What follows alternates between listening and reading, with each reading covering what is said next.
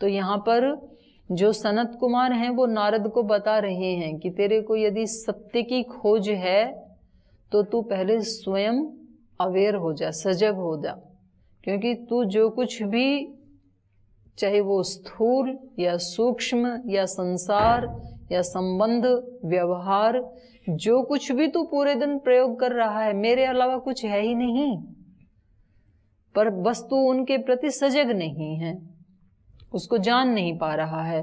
तो फिर इन्होंने पूछा कि अच्छा ये जो भूमा एवं सुखम जो आपने बोला, तो ये भूमा रहता कहाँ है, कहाँ ढूंढे इस भूमा को, इसकी शरण में कहाँ जाएं? तो फिर इन्होंने बताया, तो उसमें इन्होंने बताया कि ये जो महिमा है ये बाहर नहीं है बल्कि वो अंदर ही है।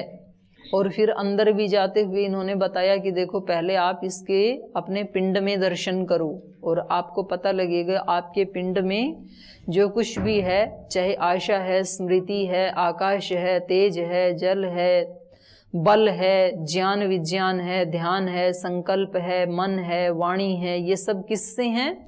आत्मा से हैं, आत्मा में प्रतिष्ठित हैं। तो इन सब में दर्शन कर उस आत्मा का, इन सब को तो देखता नहीं है और वैसे आंख बंद करके ध्यान लगा के तू कहता है कि मुझे आत्म साक्षात्कार हो जाए। तो ये जो तेरी सारी एक्टिविटी है ये सब किसके कारण है? आत्मा के कारण ही हैं। तो इन सब में भी तू आत्मा का दर्शन कर। तो इन सब में आत्मा का दर्शन कैसे करें? तो हम जो भी इस शरीर से क्रिया करते हैं उन क्रिया को करते समय हम थोड़ा सा अपने को अलग कर लें, बहुत ज्यादा उसमें तादाद में ना हो जाएं, तो फिर हमें आत्मदर्शन हो जाएगा। ये एक पद्धति है, क्योंकि आप वही होकर के किसी चीज को मैनेज नहीं कर सकते हैं। जहां जहां भी कोई व्यवस्थाएं चलती हैं तो वहां व्यवस्था अलग होती है, व्यवस्थापक अलग होता है। जैसे देश की एक व्यवस्था है तो देश का एक शासक भी है, तो उस शासक को देश से थोड़ा सा अलग होना पड़ता है, तभी तो वो व्यवस्था कर पाएगा। वो उसके साथ एक ही हो जाए तो फिर व्यवस्था नहीं चलेगी।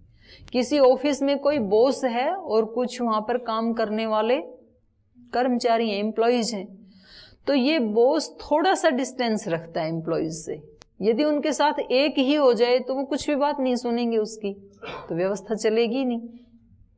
तो थोड़ा डिस्टेंस रखना होता है। ऐसे ही आप गुरुकुल में रहते हैं, गुरुकुल में एक आचार्य होता है, तो आचार्य और ब्रह्मचारी सारे एक ही हो जाएं तो फिर उसकी बात कौन सुनेगा? तो उसको थोड़ा तो डिस्टेंस रखना पड़ेगा। ज्यादा रखेगा तो भी नहीं चलेगा और बिल्कुल ही घुल मिल जाएगा तो भी नहीं चलेगा। तो यहां शरीर में भी एक व्यवस्था चल रही है, मेरे प्राण की, मेरे ज्ञान की, मेरे विज्ञान की, मेरे बल की, आहार की, जो भी मेरी व्यवस्थाएं चल रही हैं, तो इनका व्यवस्थापक मैं हूं। और मैं इन व्यवस्थाओं के साथ यदि बिल्कुल एक हो गया, मैं सुखी, मैं दुखी, मैं ज्ञानी, मैं अज्ञानी, तो फिर व्यवस्था नहीं चलेगी, नहीं चल रही। और इन व्यवस्थाओं से यदि मैंने थोड़ा सा अपने को अलग करके रखा, मिलके भी रहना है, अलग भी रखना है, कि मैं व्यवस्था करने वाला चेतन स्वरूप आत्मा हूं और ये मेरा शरीर है जो मेरे अंडर में काम करता है, ये मेरा मन है, ये भी मेरे अंडर में काम करता है, ये मेरी बुद्धि है, ये भी जैसा मैं कहती हूँ वैसा सुनती है, ये मेरी आंखें हैं, इनसे मैं जैसा देखना चाहूं वही देखती हैं, ये मेरे कान हैं, ये मेरे हाथ हैं, ये सब मेरे टूल्स हैं और मैं जैसे चाहूं इनका प्रयोग करूं तो फिर व्यवस्था अच्छे से चलेगी। तो हम जो भी सुबह से शाम तक कर्म करें उसमें सजगता पूर्वक, सजगता मतलब आप चाहे आधी सेकंड का ही पोज ले लें, 1 सेकंड का पोज ले लें। आप जब भी आप ब्रश कर रहे हैं तो आप 1 सेकंड रुक के ये देख लें कि ये एक ब्रश करने वाला है और एक देखने वाला है। करने वाला तो हाथ है, एक इंद्रिय है आपकी, और जहां किया जा रहा है वो भी एक शरीर का अंग है और आप उसके मालिक हैं। भले ही ये थोड़ी देर के लिए रुकें आप, पर आप खो ना जाएं, उसके साथ एक ही ना हो जाएं। तो ये हमें ऋषि सिखा रहे हैं। यहाँ पर सनत कुमार ये क्या सिखा रहे हैं हमें? मंत्र आत्मतः कर्माणि आत्मतः आत्मतः एव इदम सर्वम इति। 26वां खंड पढ़ रही हूँ, उसका पहला मंत्र पढ़ रही हूँ। तो ये सब क्या है? आत्मा से ही ये सब कुछ चल रहा है। तो ये एक दृष्टि दे रहे हैं हमें कि उस भूमा में हम प्रवेश कैसे करें। अपने शरीर से शुरू करें, अवेयर होने का एक प्रैक्टिस शुरू करें कि आप इन सब प्रक्रियाओं में आत्मा को ही जानो कि मेरे से ही हो रही हैं ये सारी। और फिर आगे बता रहे हैं, आगे देखो फिर दूसरा श्लोक, तद एष श्लोको न पश्यो मृत्युम पश्यति न रोगो नोत दुःखताम सर्वम है पश्यति सर्वम आपनोति सर्वश इति स एकधा भवति त्रिधा भवति पंचधा भवति सप्तधा नवधा नैव पुनश्च एकादश स्मृतः शतं च दश च एकश्च सहस्राणि च विंशति आहार शुद्धौ सत्वशुद्धौ ध्रुवा स्मृतिः स्मृति लब्धे सर्वग्रंथीनां विप्रमोक्षः तस्मै मृदित कषायायः तमसः पारम दर्शयति। भगवान सनत कुमारः तम स्कंद इति आचक्षते, तम स्कंद इति आचक्षते। तो कह रहे हैं तद एष श्लोको, इस ये जो सारा ज्ञान विज्ञान दिया ऋषि ने, सनत कुमार ने, इसके पीछे ये एक श्लोक है। और ये जो पौराणिक लोग हैं ना, ये जैसे हम तो मानते हैं यहाँ पे 4 ऋषि अपने वेद के जो आदि में थे, और ऐसे ये भी मानते हैं कि इनके यहाँ 4 ऋषि हैं और वो हमेशा क्या रहते हैं? कुमार ही रहते हैं। सनत कुमार मतलब 5 वर्ष के बालक जैसे ही रहते हैं, वो कभी भी नष्ट नहीं होते हैं। तो सनक, सनंदन, सनातन और सनत कुमार, उसमें भी एक नाम सनत कुमार आता है। तो नहीं मालूम ये कौन सनत कुमार हैं, वो ही हैं या अलग हैं, ये नहीं जान सकते हैं, लेकिन एक नाम आया इसलिए मैंने बता दिया। तो कह रहे हैं तद एष श्लोक है, ये जो सनत कुमार ऋषि ने नारद को उपदेश दिया उसके ऊपर ये एक श्लोक है। क्या श्लोक है? न पश्यो मृत्युम पश्यति। पश्य मतलब देखने वाला, दृष्टा। इस तरह से जो अपने शरीर की प्रत्येक एक्टिविटी में, प्रत्येक क्रिया प्रतिक्रिया में अपनी आत्मा को देखने वाला है कि ये मेरे कारण से चल रहा है। अपने शरीर को सुंदर से सजाना, सुंदर से सजाना मतलब यहाँ कोई कॉस्मेटिक से सजाने की बात नहीं हो रही है। जैसे ईश्वर ने ब्रह्मांड को सजाया, एक सुंदर व्यवस्था बनाई, ऐसे ही अपने शरीर में एक सुंदर व्यवस्था बनाना, शरीर की, मन की, इंद्रियों की, वो सब ठीक एक नियम में काम करें, ये मेरा काम है। और कहीं व्यवस्था बिगड़ रही है, शरीर ठीक नहीं चल रहा है, मन ठीक नहीं चल रहा है, इंद्रियां ठीक नहीं चल रही हैं, तो जिम्मेदारी किसकी है? व्यवस्थापक की। यदि देश की व्यवस्था ठीक नहीं चल रही है तो जिम्मेदारी किसकी है? शासक की, जो देश का व्यवस्थापक है। तो मेरे शरीर में कहीं भी कोई गड़बड़ चल रही है तो ये जिम्मेदारी किसकी है? मेरी है। तो मुझे उसको ठीक करना है। तो ये जो दृष्टा भाव में रहने वाला है, जो अपनी हर व्यवस्था की जिम्मेदारी लेने वाला है, वह न मृत्युम पश्यति, वो मृत्यु को नहीं देखता है। मृत्यु मतलब दुख। तो वो न पश्य मृत्युम पश्यति, ये जो दृष्टा है, ये जो देखने वाला है, ये जो सजग आत्मा है, ये कभी मृत्यु को नहीं देखता है, दुख को नहीं प्राप्त होता है। न रोगम, ये रोग को प्राप्त नहीं होता है। तो रोग शारीरिक भी, मानसिक भी, बौद्धिक भी, सब प्रकार के रोग शामिल हैं। तो ये जितने भी कहीं छोटे हैं या बड़े हैं, कम हैं या ज्यादा हैं, लेकिन जहां कहीं भी रोग हैं तो हमारी खुद की जिम्मेदारी है, हम उसके प्रति सजग नहीं हैं। लेकिन जो दृष्टा है, सजग है, उसको रोग नहीं सताते हैं। न रोगम न उत दुखता, न उत दुखता, और उसको कभी दुख नहीं होता है, जो दृष्टा भाव में रहता है। सर्वम है पश्य पश्यति, ये जो दृष्टा भाव में रहने वाला है ये सब कुछ ठीक ठीक देख पाता है, और जो दृष्टा नहीं है तो एक ही हो जाता है वो खेल के साथ। तो कह रहे हैं सर्वम है पश्य पश्यति सर्वम आपनोति सर्वश इति, और जो दृष्टा भाव में रहता है वो सब प्रकार से, सब तरफ से सब कुछ पा लेता है, तृप्त हो जाता है। सर्वम आपनोति सर्वश इति। आजकल लोग वीडियो बना रहे हैं कि आप जो सोचेंगे वो आप बन जाएंगे, आप जो चाहेंगे वो आप पाएंगे। ये बात हमारे ऋषि कह रहे हैं।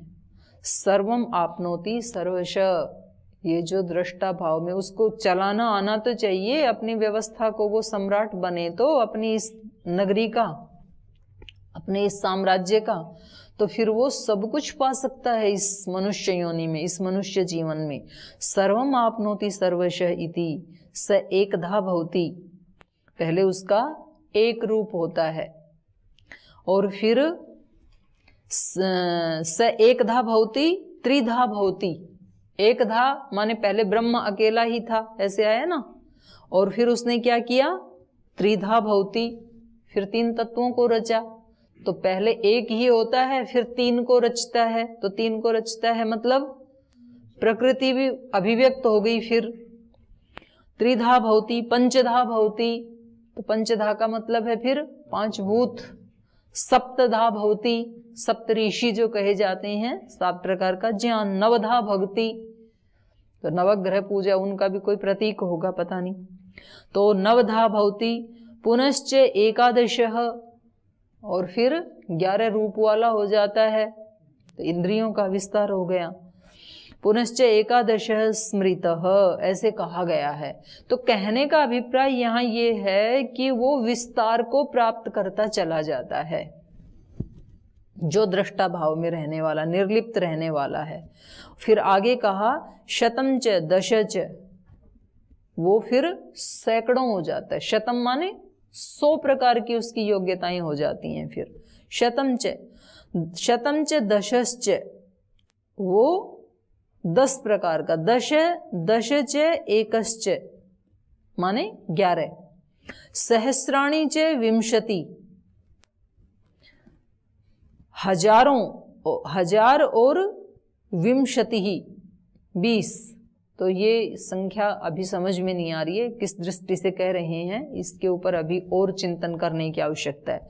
लेकिन वो हजारों गुना हो जाता है, माने उसकी शक्तियां, यहाँ सहस्र शब्द है वो अनंतता का वाचक है, कि बहुत सारी उसकी शक्तियां आगे बढ़ जाती हैं। दश च एकश्च सहस्राणी च विंशति, आहार शुद्धौ सत्व शुद्धि। लेकिन ये होने के लिए शुरुआत कहाँ से करें? आहार से, क्योंकि आहार से ही तो हमारा जीवन चल रहा है। तो ये आपने पढ़ा ना पहले, 16 कलाओं वाला पुरुष, तो उसमें 16 में से 15 कलाएं तो आहार की ही मानी है और 1 प्राण की मानी है। तो हमें अपने जीवन का यदि परिष्कार करना है तो उसकी शुरुआत कहाँ से करें? आहार से। आज भी देश में कुछ संगठन चल रहे हैं तो वो आहार के प्रति अवेयर हैं। वो कहते हैं बाहर का मत खाओ, कि किसी दूसरे के हाथ का बना हुआ मत खाओ। बाहर का खाओगे तो पता नहीं वो शुद्धता से बनाएंगे कि नहीं बनाएंगे। दूसरों के हाथ का बनाया हुआ खाओगे तो पता नहीं वो किस भावना से बनाएंगे। तो इसमें जितना पॉसिबल हो, अब ये अपने घर में तो पॉसिबल हो सकता है, वहाँ तो अपने घर में तो अपने हाथ से ही बनाते हैं, लेकिन ये अब गुरुकुल में तो पॉसिबल नहीं है, बहुत सारे हैं ना। तो इतना तो कर सकते हैं कि कुछ ब्रह्मचारी ही बनाएं, पर बाकी जिन्होंने नहीं बनाया वो तो उन्हीं के हाथ का बनाया हुआ खाएंगे ना। तो सर्वथा नहीं है, लेकिन जो भी बनाएं उनको ये ट्रेनिंग दी जानी चाहिए कि वो उसको साफ सफाई से बनाएं और वो उसको शुद्ध भावना से बनाएं। तो जिसकी भी ड्यूटी आएगी वो वैसा करेगा, क्योंकि आहार से ही हमारा क्या बनता है, आपने उपनिषद में पढ़ा, मन। आहार का ही जो सूक्ष्म तत्व है वो क्या है? मन। तो वैसे भी बोलते हैं जैसा खाए अन्न वैसा बन जाए मन। और पानी का ही सूक्ष्म अंश क्या बन जाता है? वहां तेज बताया उपनिषद में, पर जो लोक में बोला जाता है तो जैसा पिए पानी वैसी बोले वाणी। वैसे पानी आहार में ही आएगा उपनिषद की दृष्टि से, जो भी खाया जाता है ना वो आहार में आता है। तेज का सूक्ष्म अंश बताया है वहां पर, अग्नि का। तो ये इन्होंने कहा आहार शुद्धौ, और आहार केवल जिह्वा से लिया जाता है वो ही आहार है ऐसा नहीं है। सभी इंद्रियों से जो हम ले रहे हैं वो आहार है। आंख से हम जो देख रहे हैं वो आंखों का आहार है। कान से जो सुन रहे हैं वो कान का आहार है। त्वचा से जो स्पर्श कर रहे हैं वो त्वक का आहार है। हम पांचों इंद्रियों से जो अपने अंदर डाल रहे हैं, इसलिए तो ऋषियों को प्रार्थना करनी पड़ी। भद्रं कर्णे भी शृणुयाम देवा, भद्रम पश्ये में अक्ष भी यजत्रा। हम यज्ञ करने वाले आंखों से भद्र देखें, कानों से भद्र सुने, वाणी से भद्र बोलें, क्योंकि ये सारा का सारा हम जो अंदर लेके जा रहे हैं ये क्या है? हमारा रॉ मटेरियल है। आप रॉ मटेरियल ला के अपनी किचन में रखते हैं तो उसी की तो फिर सब्जी रोटी बनेगी। तो सब्जी बाहर से ही यदि गली सड़ी ले आए स्टोर में तो सब्जी भी कैसी बनेगी? फिर दूषित ही बनेगी। वहां से फ्रेश लाएंगे तभी तो फ्रेश सब्जी खाएंगे।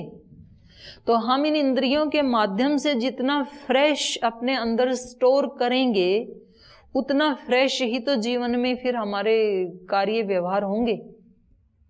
तो इसलिए सब इंद्रियों से हम जो कुछ भी पूरे दिन भर देखते हैं, हम संध्या के समय में जो प्रार्थना करते हैं ना, ओम वाक वाक, ओम प्राण प्राण, ओम चक्षुष चक्षु, ओम श्रोत्रम श्रोत्रम, क्या है वो? यही प्रार्थना की जा रही है कि इन सब इंद्रियों के माध्यम से मैं पवित्र ही अपने अंदर देखूं, सुनूं, सूंघूं, वायु भी शुद्ध हो। तो इसलिए ये सब आहार में ही आता है। तो जितनी जितनी आहार की शुद्धि होगी, इसलिए हमारे ऋषि वो ऐसे स्थान में रहते थे, प्राकृतिक स्थान में, वायु भी शुद्ध हो, आहार भी शुद्ध हो, खुद ऑर्गेनिक अपना वहीं आश्रम में उगा के खाते थे, खुद ही बनाते थे। तो ये बहुत बड़ा पार्ट है हमारा आहार, हमारे जीवन का।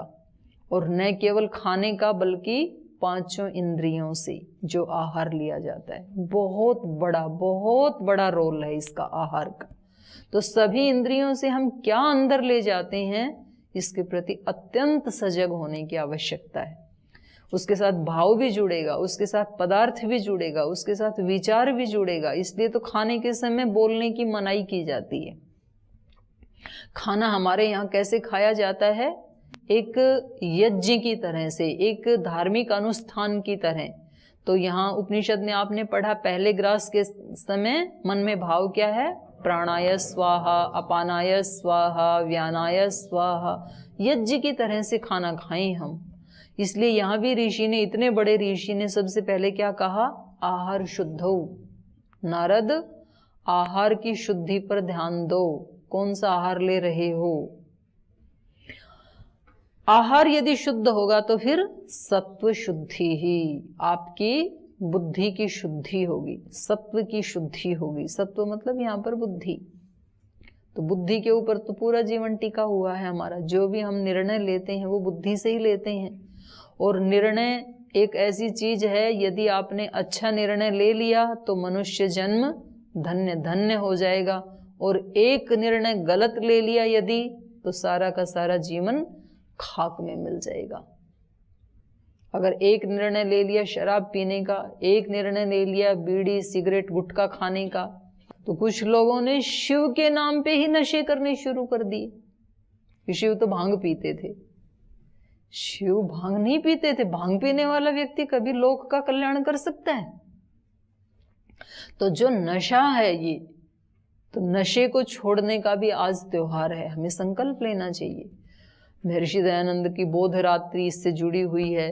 तो वो सब तो इसलिए इन्होंने कहा सत्व शुद्धि ही, बुद्धि की शुद्धि। आहार शुद्ध होगा तो विचार शुद्ध होगा, निर्णय हम ठीक ठीक ले पाएंगे। एक ही कदम रखा था गलत राह में मंजिल तमाम उम्र हमें ढूंढती रही, मंजिल मिली ही नहीं। एक कदम रखा था बस, केवल एक रख दिया तो बाकी भी तो यात्रा वहीं जाएगी ना जीवन की। तो आहार शुद्धौ सत्व शुद्धि ही, सत्व शुद्धौ ध्रुवा स्मृति। यदि बुद्धि की शुद्धि हो गई तो फिर स्मृति भी क्या हो जाएगी? ध्रुवा। स्मृति ध्रुवा मतलब अपने स्वरूप में रहूंगा मैं, वो स्थिर हो जाएगा। अभी तो मैं अपने स्वरूप को भूल जाता हूं। जब किसी ने बोला कि तू तो चेतन स्वरूप आत्मा है, तब तो याद आ गया, बाद में भूल गया। तो ये स्मृति ध्रुव कैसे हो? अर्जुन ने गीता के 16वें अध्याय में जाके बोला, इतनी साधना करके, नष्टो मोह स्मृतिर्लब्धा, मुझे स्मृति की प्राप्ति हो गई है। ये स्मृति क्या है? आत्मबोध की प्राप्ति। मोह नष्ट हो गया, अब मेरी स्मृति मुझे उपलब्ध हो गई है। इसलिए कहा करिष्ये वचनम तव, अब जो आप कहोगे वो करूंगा, कोई दिक्कत नहीं है। नष्टो मोह स्मृतिर्लब्धा त्वत्प्रसादान् मयाच्युत स्थितोऽस्मि, अब मैं स्थिर हो गया हूं। और यहां भी कहा जा रहा है ध्रुवा स्मृति, तो वहां भी यही कहा, नष्टो मोह स्मृतिर्लब्धा त्वत्प्रसादान् मयाच्युतः स्थितोऽस्मि गत संदेह, अब कोई संदेह नहीं है। करिष्ये वचनम तव, तव वचनम करिष्ये मतलब ब्रह्मण वचनम करिष्ये, उस ब्रह्म के वचन को करूंगा। अब जो ब्रह्म का आदेश है मेरे लिए, जो वेद का आदेश है, जो गुरु का आदेश है, वो अब मैं करूंगा। और वो कोई मजबूरी में करूंगा ऐसा नहीं है, प्रसन्नता पूर्वक करूंगा, क्योंकि अब मुझे गत संदेह है, कोई संदेह नहीं है कि मेरा कल्याण इसी में ही है। अब मुझे कुछ खींचातानी नहीं करनी पड़ती अंदर कि जी गुरु जी तो कह रहे हैं कि दर्शन पढ़ लो और मेरी तो इच्छा है कि मैं संगीत सीखूं, तो अंदर खींचातानी है ना। तो गुरु जी की तो इच्छा है कि मैं व्याकरण पढ़ लूं और मेरी इच्छा है कि मैं नीलकंठ चला जाऊं, तो है ना खींचातानी। तो ये तो रहेगी जब तक अपने स्वरूप को नहीं प्राप्त करेंगे। तो इन्होंने कहा आहार शुद्धौ सत्व शुद्धि, सत्व शुद्धौ ध्रुवा स्मृति, फिर स्मृति ध्रुव हो जाती है, स्थिर हो जाती है।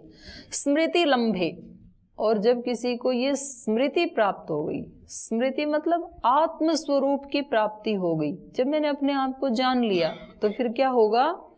सर्व ग्रंथि नाम विप्रमोक्षः, फिर चित्त में ये जो भी खींचातान है, ग्रंथियां बनी हुई हैं, ग्रंथि मतलब गांठ, जैसे शरीर में गांठ गांठ हो जाती हैं, तो फिर प्राणायाम कर करके उनको पिघलाया जाता है, क्योंकि उसका कोई एलोपैथी में भी इलाज नहीं है। कितनी गांठ को बाहर निकालें? कभी कभी किसी एक रोग होता है ना, पूरे शरीर में गांठ हो गई, तो कोई इलाज नहीं, कितने ऑपरेशन करवाएं। तो योग ही उसका इलाज है। फिर तो योग करते हैं तो पिघल जाती हैं, डिसॉल्व हो जाती हैं। तो यहाँ मन में भी ऐसे गांठें बनी हुई हैं हमारे, किसी के प्रति नफरत की गांठ बनी है, किसी के प्रति बदला लेने की गांठ बनी है, किसी के प्रति हर्ट हो गया था उसकी गांठ बनी है, अनेक गांठें बना रखी हैं, जन्मों से बना रखी हैं, इस जन्म में भी कई बना रखी हैं। उन सारी ग्रंथियों का क्या हो जाएगा? विप्रमोक्ष, विशेष रूप से वो हट जाएंगी, उनसे मुक्त हो जाएंगे हम, सब गांठें हट जाएंगी। कब? जब अपनी स्मृति की प्राप्ति हो जाएगी, अपने स्वरूप की प्राप्ति हो जाएगी। इसलिए सारा पुरुषार्थ कहाँ करने की आवश्यकता है? अपने ऊपर। नहीं तो हम दूसरे पे पुरुषार्थ करते हैं कि जी ये समाज उधर जा रहा है, उसको कैसे रोकूं, उधर ये हो रहा है, गुरुकुल में ये हो रहा है, संस्थान में ये हो रहा है, उसको मैं कैसे रोकूं। आप अपने आप को इतना स्ट्रोंग बना लो तो फिर उस सब को रोक पाओगे आप। अपने आप को जीत लो, अपनी कोई भी इंद्रिय, अपना कोई विचार, अपना कोई भाव इधर उधर ना जाए, बस उसको संभाल लो, तो फिर आप सारे संसार को संभाल पाओगे। फिर आप सच्चे शिव बन जाओगे, पूर्ण योगी बन जाओगे, तो सारे संसार का कल्याण ही कर पाओगे फिर। तो इन्होंने कहा स्मृति लंबे सर्व ग्रंथि नाम विप्रमोक्षः तस्मै मृदित कसायाय। तो कह रहे हैं तस्मै, उस सनत कुमार ऋषि के लिए। और वो कैसे हैं? मृदित कषायाय। मृदित कहते हैं मिट्टी, या कसाय, कसाय कहते हैं मल हमारे जो भी हैं, और मृदित मतलब अज्ञान। मृदित कषायाय, जो अज्ञान का नाशक है। मृदित कषायाय तस्मै, उस अज्ञान का नाश करने वाले सनत कुमार के लिए, जो तमस पारम दर्शयति, जो तमस के उस पार, दर्शयति दिखा देता है। उन्होंने दिखा दिया ना नारद को। नारद को जो वो भ्रमित था उसको उसके पार दिखा दिया। लेकिन कौन गुरु ऐसा दिखा सकता है? जो मृदित कसाय है, जिन्होंने स्वयं पहले अपने दोषों का नाश कर लिया है। तो वहां तो कृष्ण ने अर्जुन को दिखाया और यहां तो सनत कुमार ने नारद को दिखा दिया। तो तमस पारम दर्शयति, ऐसा जो व्यक्ति हो जाता है जिसने अपने दोषों का नाश कर लिया, वो अंधकार के उस पार दिखा सकता है प्रकाश को, क्योंकि उसने खुद प्रकाश देखा है। लेकिन जिसने अपने दोषों का नाश नहीं किया तो फिर वो दूसरे को नहीं दिखा पाएगा। योग तो आज से पहले भी बहुत था ना, लेकिन वो एक जन जन तक कौन व्यक्ति दिखा पाया?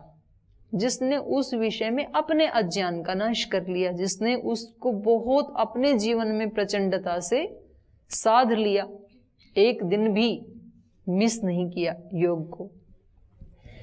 तो इसलिए इनके बारे में कहा तस्मै मृदित कसायाय तमस पारम दर्शयति।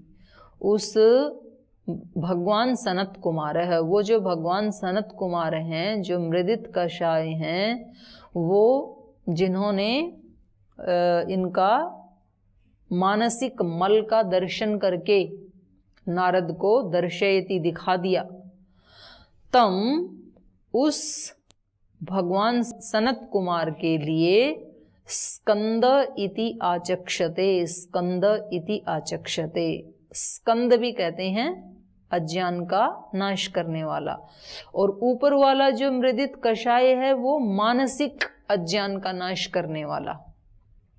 क्योंकि जो नारद हैं वो वैसे तो सब पढ़ के ही गए थे उनके पास, लेकिन उनका मानसिक मल अभी धुला नहीं था।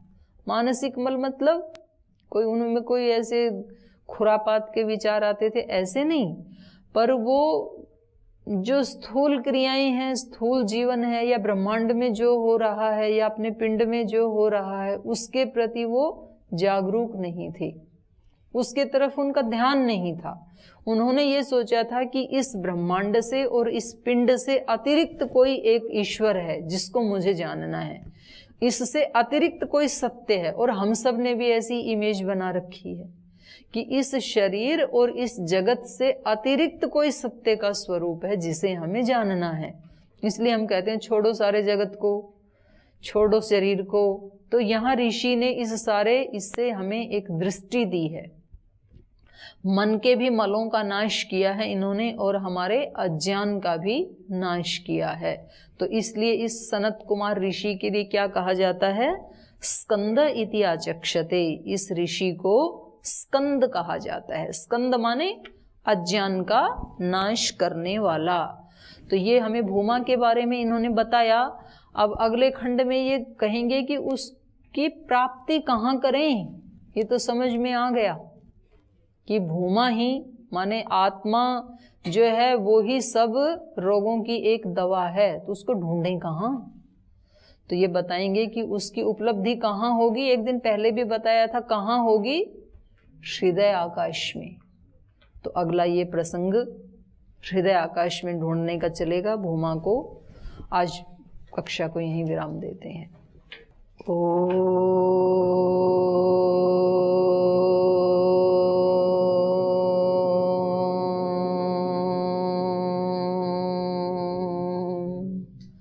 शांति शांति शांति।